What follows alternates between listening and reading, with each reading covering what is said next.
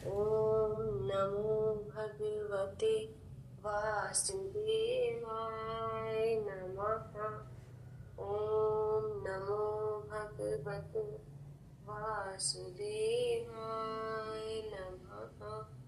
ओम नमो भगवते वासुदेवाय नमः। ओम नमो भगवते वासुदेवाय नमः। बृहस्पतिवार के व्रत की विधि। बृहस्पतिवार के दिन जो भी स्त्री पुरुष व्रत करें उनको चाहिए वह दिन में एक ही समय भोजन करें, क्योंकि बृहस्पतिश्वर भगवान का इस दिन पूजन होता है। भोजन पीले चने की दाल आदि का करें, परंतु नमक नहीं खाएं। पीले वस्त्र पहले, पीले ही फलों का प्रयोग करें। पीले चंदन से पूजन करें। पूजन के बाद प्रेम पूर्वक गुरु महाराज की कथा सुननी चाहिए। इस व्रत को करने से मन की इच्छाएं पूरी होती है। बृहस्पति भगवान प्रसन्न होते हैं। धन, पुत्र, विद्या तथा मनवांछित फलों की प्राप्ति होती है। परिवार को सुख तथा शांति मिलती है। इसलिए यह व्रत सर्वश्रेष्ठ, अति फलदायक सब स्त्री व पुरुषों के लिए है। इस व्रत में केले का पूजन करना चाहिए। कथा और पूजन के समय मन कर्म वचन से शुद्ध होकर जो इच्छा हो बृहस्पति देव से प्रार्थना करनी चाहिए। उनकी सभी इच्छाओं को बृहस्पति देव अवश्य पूरा करते हैं, ऐसा मन में दृढ़ विश्वास रखना चाहिए। श्री बृहस्पतिवार व्रत कथा। एक समय की बात है, भारतवर्ष में एक नृपति राज्य करता था। वह बड़ा ही प्रतापी और दानी था। वह नित्य प्रतिदिन मंदिर में दर्शन करने जाता था। वह ब्राह्मण और गुरु की सेवा किया करता था। उसके दरवाजे से कोई भी निराश होकर नहीं लौटता। वह प्रत्येक गुरुवार को व्रत रखता, पूजन करता था, हर एक दिन गरीबों की सहायता करता था। परंतु ये सभी बातें उसकी रानी को अच्छी नहीं लगती। वह ना ही व्रत करती, ना ही किसी को एक दमड़ी तक दान में देती थी। राजा से भी ऐसा करने को मना किया करती थी। एक समय की बात है, राजा तो शिकार खेलने वन को गए हुए थे। घर पर रानी और दासी थी। उस समय गुरु बृहस्पति देव एक साधु का रूप धारण कर राजा के दरवाजे पर भिक्षा मांगने गए। भिक्षा मांगी तो रानी कहने लगी, हे साधु महाराज, मैं दान और पुण्य से तंग आ गई हूँ। मेरे से तो घर का कार्य ही समाप्त नहीं होता। इस कार्य के लिए तो मेरे पति देव ही बहुत है। अतः आप इस प्रकार की कृपा करें कि सब धन नष्ट हो जाए और मैं आराम से रह सकूं। साधु बोले, हे देवी, तुम तो बड़ी विचित्र हो। संतान और धन से कोई दुखी नहीं होता, इसको सभी चाहते हैं। पापी भी पुत्र की और धन की इच्छा करता है। अगर आपके पास धन अधिक है तो भूखे मनुष्यों को भोजन कराओ, प्याओ, लगवाओ, ब्राह्मणों को दान दो, धर्मशाला बनवाओ, कुआं, तालाब, बावड़ी, बाग बगीचों का निर्माण कराओ, निर्धन मनुष्यों की कुंवारी कन्याओं का विवाह कराओ, यज्ञादि धर्म करो।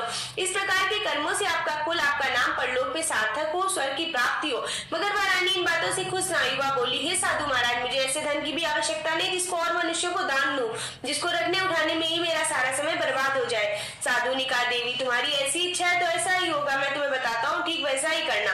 बृहस्पतिवार के दिन घर को गोबर से लीपना, अपने केशों को धोना, केशों को धोते समय स्नान करना, राजा से कहना बाजामत करवाए, भोजन में मांस मदिरा खाना, कपड़ा धोबी के यहाँ धुलने डालना। इस प्रकार 7 बृहस्पतिवार करने से तुम्हारा सब धन नष्ट हो जाएगा। ऐसा कहकर वह साधु महाराज वहां से अंतर ध्यान हो गए।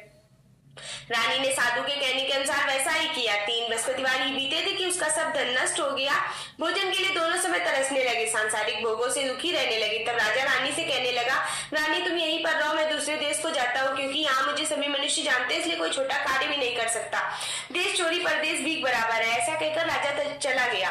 वहां जंगल को जाता, लकड़ी काट कर लाता, शहर में बेचता, इस तरह जीवन व्यतीत करने लगा। इधर राजा के घर रानी और दासी दुखी रहने लगी। किसी दिन भोजन मिलता, किसी दिन जल पी कर ही रह जाती। एक दिन रानी और दासी को 7 रोज बिना भोजन के व्यतीत हो गया। तो रानी ने अपनी दासी से कहा, हे दासी, यहाँ पास के नगर में मेरी बहन रहती है, वह बड़ी धनवान है, तो उसके पास जा, वहां से 5 सेर बेसर मांग ला, जिससे कुछ समय के लिए तो गुजर हो जाएगी। इस प्रकार रानी की आज्ञा मानकर दासी उसकी बहन के पास गई। और रानी की बहन उस समय पूजन कर रही थी, क्योंकि उस रोज बृहस्पतिवार था। जब रानी की बहन के पास दासी गई तो उसने उससे कहा, हे रानी, मुझे तुम्हारी बहन ने भेजा है, मेरे लिए 5 सेर बेसर दे दो। इस प्रकार दासी ने अनेक बार कहा, परंतु रानी ने कुछ उत्तर न दिया, क्योंकि वह उस समय बृहस्पतिवार की व्रत कथा सुन रही थी। इस प्रकार दासी को जब किसी प्रकार कोई उत्तर न मिला तो वह बड़ी दुखी हुई। उसे क्रोध भी आया। लौटकर आकर अपने गांव रानी के पास आकर बोली, हे रानी, तुम्हारी बहन तो बहुत ही बड़ी आदमी है, वह छोटे मनुष्यों से बात भी नहीं करती, इसलिए जब मैंने उससे कहा तो उसने कोई उत्तर नहीं दिया, सो मैं वापस चली आई। रानी बोली, दासी, इसमें उसका कोई दोष नहीं। जब बुरे दिन आते हैं तब कोई सहारा नहीं देता। अच्छे बुरी का पता आपत्ति में ही लाख लगता है। जो ईश्वर की इच्छा होगी वही होगा। यह सब हमारे भाग्य का दोष है। इधर उस रानी ने देखा मेरी बहन की दासी आई थी, परंतु मैं उससे नहीं बोली, इससे वह दुखी हुई होगी। यह सोच कथा को सुन विष्णु भगवान का पूजन समाप्त कर वह रानी बहन के घर चल दी। जाकर अपनी बहन से कहने लगी, हे बहन, मैं बृहस्पतिवार का व्रत कर रही थी, तुम्हारी दासी गई, परंतु जब तक कथा होती है तब तक ना उठते ना ही बोलते, इसलिए मैं नहीं बोली। कहो दासी क्यों गई थी? रानी बोली, बहन, हमारे अनाज नहीं है, वैसे छिपी नहीं, इस कारण मैंने दासी को तुम्हारे पास 5 सेर बेसर लेने के लिए भेजा था। रानी बोली, बहन देखो, भगवान बृहस्पति मनोकामना पूर्ण करते, देखो शायद तुम्हारे घर अनाज रखा ही हो। इस प्रकार के वचन जब रानी ने सुने तो घर के अंदर गई, वहां उसे घड़ा बेसर से भरा हुआ मिल गया। तब तो रानी और दासी को बहुत ही खुशी हुई। दासी कहने लगी, हे रानी देखो, वैसे हमको जब कुछ नहीं मिलता तो रोज ही व्रत करते, अगर इनसे व्रत की विधि और कथा पूछ ली जाए तो उसे हम भी किया करें। तब उस रानी ने अपनी बहन से पूछा, हे बहन, बृहस्पतिवार के व्रत की कथा कैसे है तथा यह व्रत कैसे करना चाहिए? रानी की बहन ने कहा, गुरु के व्रत में चने की दाल, मुनक्का से विष्णु भगवान का केले की जड़ में पूजन करें, दीपक जलावे, पीला भोजन करें, कहानी सुने। इस प्रकार करने से गुरु भगवान प्रसन्न होते हैं, अन्न पुत्र धन देते हैं, मनोकामना पूर्ण करते हैं। इस प्रकार रानी और दासी दोनों ने निश्चय किया भगवान बृहस्पति देव का पूजन जरूर करेंगे। 7 रोज बाद जब बृहस्पतिवार आया तो उन्होंने व्रत रखा, घुड़साल में से जाकर चना गुड़ बीन लाई, उसकी दाल से केले की जड़ का तथा विष्णु भगवान का पूजन किया। अब भोजन पीला कहाँ से आ गया? बेचारी बड़ी दुखी हुई, परंतु उन्होंने व्रत किया था, इस कारण गुरु भगवान प्रसन्न थे। 2 थालों में सुंदर पीला भोजन लेकर आए, दासी को देकर बोले, हे दासी, यह तुम्हारी और रानी के लिए भोजन है, तुम दोनों ही करना।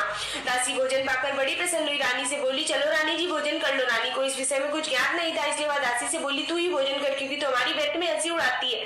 दासी बोली, एक महात्मा भोजन दे गया। रानी कहने लगी, वह भोजन तेरे लिए ही दे गया, तू ही भोजन कर। दासी ने कहा, वाह महात्मा, हम दोनों के लिए 2 थालों में अलग अलग भोजन दे गया, इसलिए हम और तुम साथ साथ भोजन करेंगे। इस प्रकार रानी और दासी दोनों ने गुरु भगवान को नमस्कार कर भोजन प्रारंभ किया। अब वह प्रत्येक बृहस्पतिवार को गुरु भगवान का व्रत तथा विष्णु भगवान का पूजन करने लगी। बृहस्पति भगवान की कृपा से रानी और दासी के पास फिर धन हो गया। रानी फिर उसी प्रकार आलस्य करने लगी तो दासी बोली, देखो रानी, तुम पहले इसी प्रकार आलस्य करती थी, तुम्हें धन के रखने में कष्ट होता था, इस कारण सभी धन नष्ट हो गया।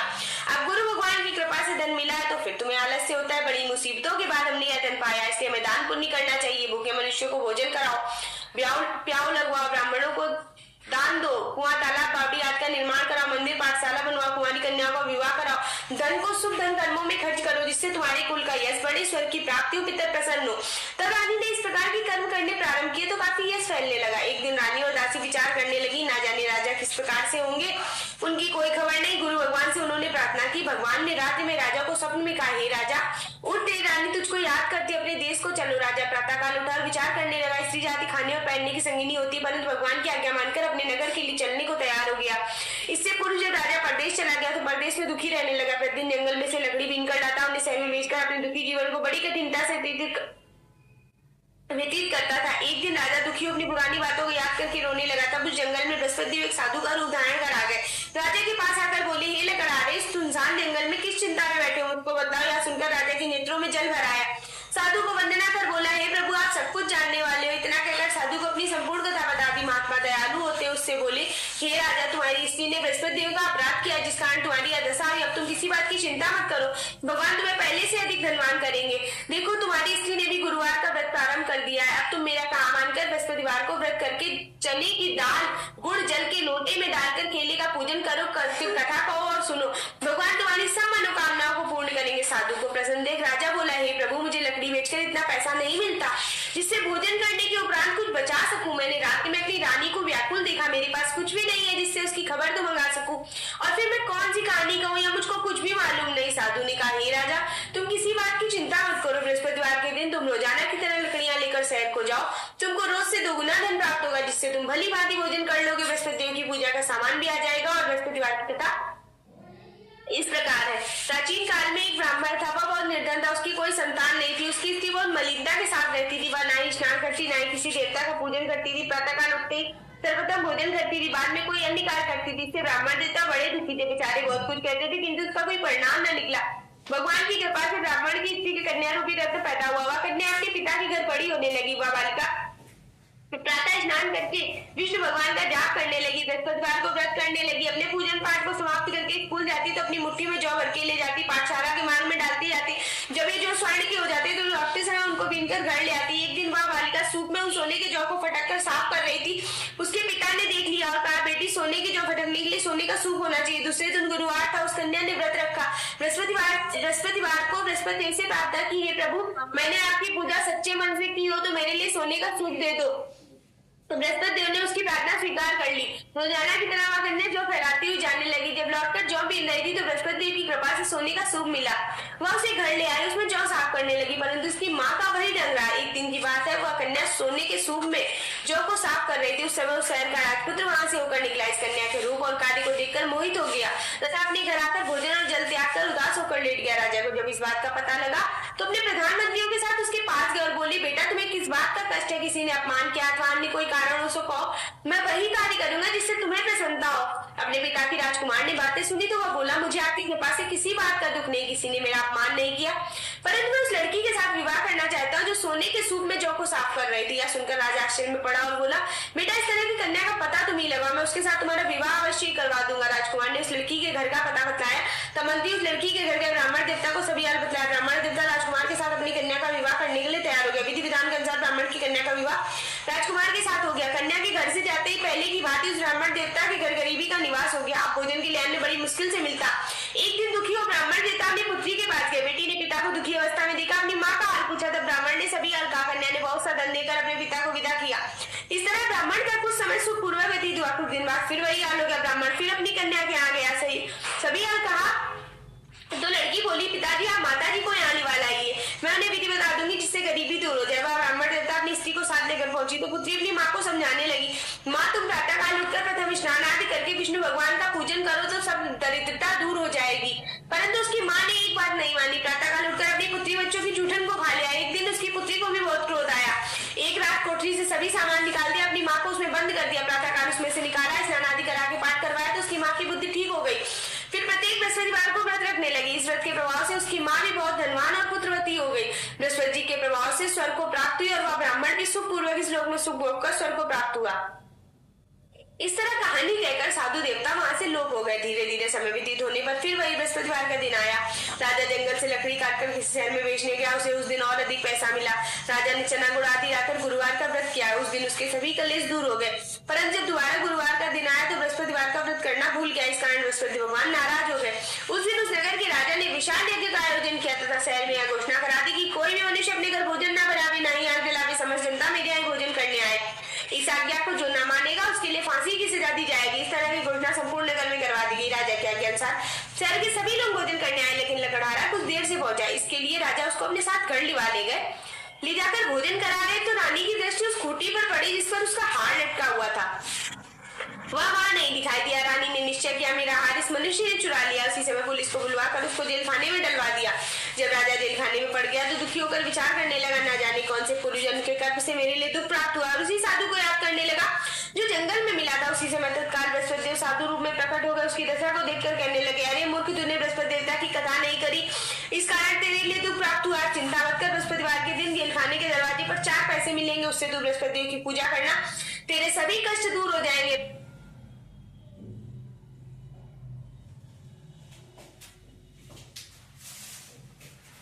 के रोज उसे 4 पैसे मिले। राजा ने कथा कही। उसी रात को बृहस्पति देव ने उस सागर के राजा के स्वप्न में कहा, हे राजा, तुमने जिस आदमी को जेल खाने में बंद कर दिया वह निर्दोष है, वह राजा है, उसे छोड़ देना। रानी का हार उसी खूंटी पर लटका हुआ, अगर तू ऐसा नहीं करेगा तो मैं तेरे राज्य को नष्ट कर दूंगा। इस तरह के रात स्वप्न को देखकर राजा प्रातः काल उठा और खूंटी पर हार को देखकर लकड़हारे को बुलाकर क्षमा मांगी। राजा को योगी सुंदर वस्त्र आभूषण आदि देकर विदा किया।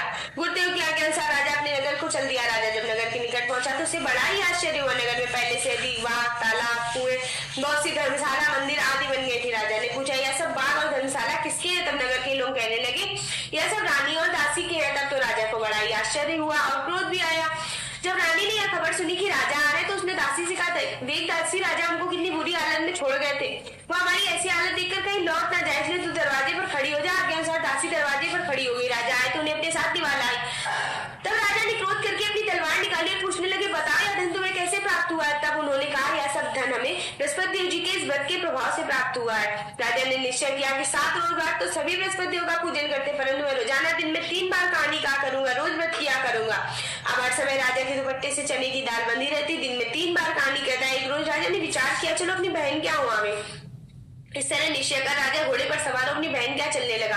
मार्ग में उसने देखा कुछ आदमी मुर्दे को ले जाने, उन्हें रोककर कहने लगा, अरे भैया, मेरी बृहस्पतिवार की कथा सुन लो। तो वे बोले, हमारा तो आदमी मर गया, इनको अपनी कथा की पड़ी है। परंतु कुछ आदमी बोले, अच्छा कहो भाई, तुम्हारी कथा भी सुनेंगे। राजा ने दाल निकाली। जब कथा आधी हुई तो वह मुर्दा हिलने लगा। जब कथा समाप्त हुई तो वह मनुष्य राम राम कहकर खड़ा हो गया। आगे मार्ग में उसे एक किसान खेत में हल चलाता मिला। राजा ने उसे देखा, उससे बोला, अरे भैया, मेरी बृहस्पतिवार की कथा सुन लो। किसान बोला, जब तक तुम्हारी कथा सुनूंगा तब तक 4 रैया जोत दूंगा, जाकर अपनी कथा किसी और को सुनाना। इस तरह राजा आगे चलने लगा। राजा के हफ्ते ही बैल पछाड़ खाकर गिर गया। उसके पेट में बहुत जोर से दर्द होने लगा। उस समय उसकी माँ रोटी लेकर आई। उसने जब यह हाल देखा तो पुत्र से कह दिया। बुढ़िया दौड़ी दौड़ी उस घुड़सवार के पास गई, उससे बोली मैं तुम्हारी कथा सुनूंगी, तुम अपनी कथा मेरे खेत पर चलकर कहना। राजा ने बुढ़िया के खेत पर जाकर कथा कही, जिसको सुनते ही बैल खड़े हो गए, किसान के पेट का दर्द बंद हो गया। राजा अपनी बहन के घर पहुंच गया। बहन ने भाई की खूब मेहमानी की। दूसरे रोज राजा प्रातःकाल जगह तो देखने लगा सब लोग भोजन कर रहे हैं। राजा ने अपनी बहन से कहा, यहाँ कोई ऐसा मनुष्य नहीं जिसने भोजन ना किया हो, मेरी बृहस्पतिवार की कथा सुन ले। बहन बोली, भैया आदेश ऐसा ही है, यहाँ लोग पहले भोजन करते हैं, बाद में कोई अन्य कार्य करते हैं, अगर कोई पड़ोस में हो तो देखा। ऐसा कहकर देखने चली गई, परंतु उसे कोई भी व्यक्ति ऐसा नहीं मिला जिसने भोजन न किया था। वह कुम्हार के घर गई, जिसका लड़का बीमार था। उसे मालूम हुआ उसके 3 रोज से किसी ने भोजन नहीं किया है। रानी ने अपने भाई की कथा सुनने के लिए कुमार से कहा तो वह तैयार हो गया। राजा ने जाकर बृहस्पतिवार की कथा कही, जिसको सुनकर उसका लड़का ठीक हो गया। अब तो राजा की प्रशंसा होने लगी। एक रोज राजा ने अपनी बहन से कहा, बहन हम अपने घर को जाएंगे, तुम भी तैयार हो जाओ। राजा की बहन ने अपनी सास से कही तो सास बोली, हाँ चली जा, परंतु अपने बालकों को मत ले जाना, क्योंकि तेरे भाई की कोई औलाद नहीं है। बहन ने अपने भैया से कहा, भैया मैं तो चलूंगी, परंतु कोई बालक नहीं जाएगा। राजा बोला, जब कोई बालक नहीं चलेगा तब तुम ही क्या करोगी। बड़े दुखी मन से राजा अपने नगर को लौट आया। राजा ने अपनी रानी से कहा, निर्वंशी राजा हमारा मुख देखने का धर्म नहीं और कुछ भोजन आदि नहीं किया। रानी बोली, हे प्रभु, बृहस्पति देव ने हमें सब कुछ दिया है तो औलाद भी अवश्य ही देंगे। उसी रात को बृहस्पति देव ने राजा के स्वप्न में कहा, हे राजा उठ सभी सोच को त्याग देते। रानी गर्भ से राजा को यह बात सुनकर बड़ी खुशी हुई। 9वें महीने में उसके गर्भ से एक सुंदर पुत्र पैदा हुआ। तब राजा बोला, हे रानी, स्त्री बिना भोजन के रह सकती, बिना कहे नहीं रह सकती। जब मेरी बहन आए तो तुम उससे कुछ मत कहना। रानी ने सुनकर तो हाँ कर दी। जब राजा की बहन ने यह शुभ समाचार सुना तो वह बहुत खुश हुई, बधाई लेकर अपने भाई के यहाँ आई। तब रानी ने कहा, घोड़ा चढ़कर तो नहीं आई, गधा चढ़ी आई। राजा की बहन बोली, भाभी मैं इस प्रकार न कहती तो तुम्हें औलाद कैसे मिलती। बृहस्पति देव ऐसे ही है, जैसे जिसके मन में कामनाएं सभी को पूर्ण करते। जो सद्भावना पूर्वक बृहस्पतिवार का व्रत करता, कथा पढ़ता अथवा सुनता और दूसरों को सुनाता है, बृहस्पति उनकी सभी मनोकामनाएं पूर्ण करते हैं। भगवान बृहस्पति उनकी सदैव रक्षा करते हैं। संसार में सद्भावना से भगवान जी का पूजन व्रत जो सच्चे हृदय से करते हैं, उनकी सभी मनोकामनाएं पूर्ण करते हैं। जैसे सच्ची भावना से रानी और राजा ने उनकी कथा का गुणगान किया तो उनकी सभी इच्छाएं बृहस्पति देव जी ने पूर्ण की। इसलिए सब कथा सुनने के बाद प्रसाद लेकर जाना चाहिए। हृदय से उनका मनन करते हुए जयकारा बोलना चाहिए। बोलो बृहस्पति देव की जय, विष्णु भगवान की जय।